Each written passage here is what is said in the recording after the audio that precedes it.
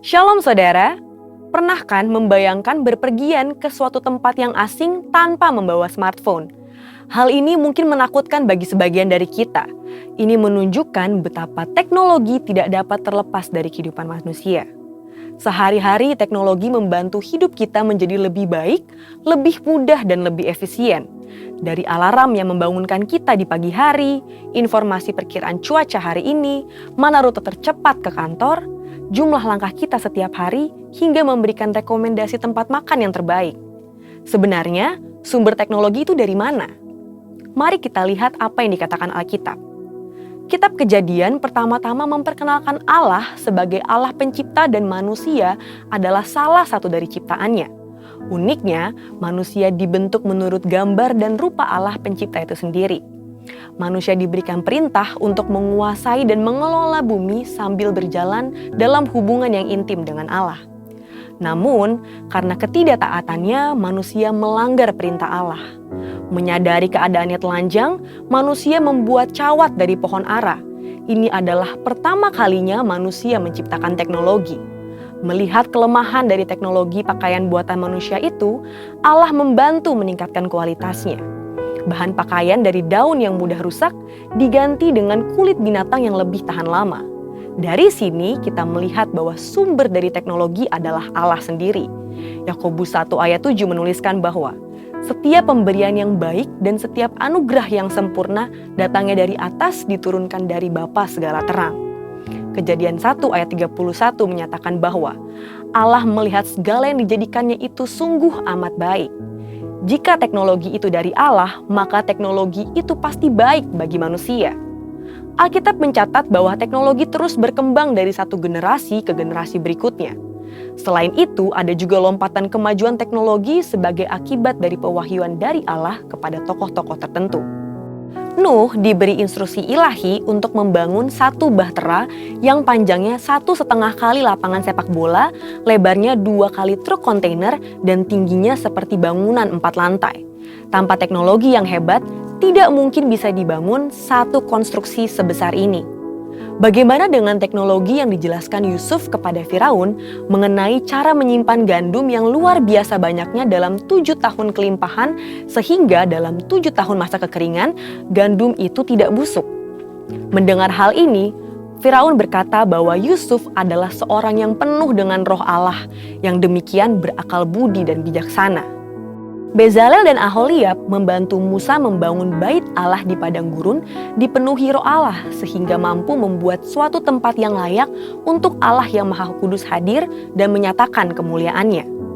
Roh Kudus memberikan pewahyuan kepada orang percaya untuk menjadi unggul dalam teknologi. Jadi bagi saudara yang bekerja dalam bidang penelitian dan perkembangan teknologi, sungguh-sungguhlah mendalami ilmu yang saudara miliki dan mintalah pengurapan dari Roh Kudus untuk mendapat hikmat bagi terobosan-terobosan teknologi yang berguna untuk kehidupan manusia dan kepentingan kerajaan Allah. Namun, kejatuhan manusia dalam dosa juga memberi dampak buruk atas teknologi. Hal ini ditunjukkan dengan berbagai penyalahgunaan teknologi yang ada, seperti obat anestesi yang bermanfaat dalam dunia medis diselewengkan menjadi narkoba yang merusak generasi.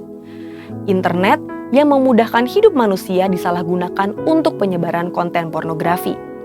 Menyadari manfaat teknologi dan kemungkinan penyalahgunaannya, kekristenan tidak anti teknologi. Gereja justru memberikan sumbangsih bagi perkembangan teknologi. Sebagai contoh, University of Paris di bawah pengawasan Cathedral of Notre Dame de Paris diakui sebagai pusat intelektual di Eropa pada abad pertengahan. Thomas Aquinas, salah satu tokoh dari sekolah tersebut, adalah seorang filsuf yang diakui dunia sekaligus seorang ahli teologi yang memberikan kontribusi besar kepada doktrin gereja. Albertus Magnus, seorang ahli teologi, juga menguasai ilmu botani, kimia, metafisika, dan ilmu pengetahuan lainnya. Ini bukti bahwa seorang yang rohani juga dapat unggul dalam ilmu pengetahuan. Sejalan dengan itu, kelompok Pentakosta juga sangat terbuka terhadap teknologi dan perkembangannya.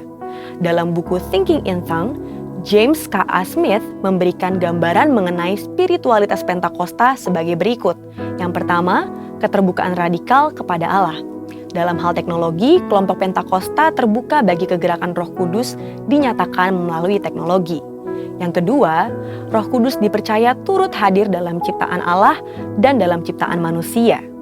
Yang ketiga, kelompok Pentakosta percaya bahwa tubuh dan dunia materi tidak jahat, sehingga penggunaan dan perkembangan teknologi untuk kemajuan dunia materi dianggap tidak salah selama diarahkan untuk kepentingan kerajaan Allah dan kebaikan umat manusia.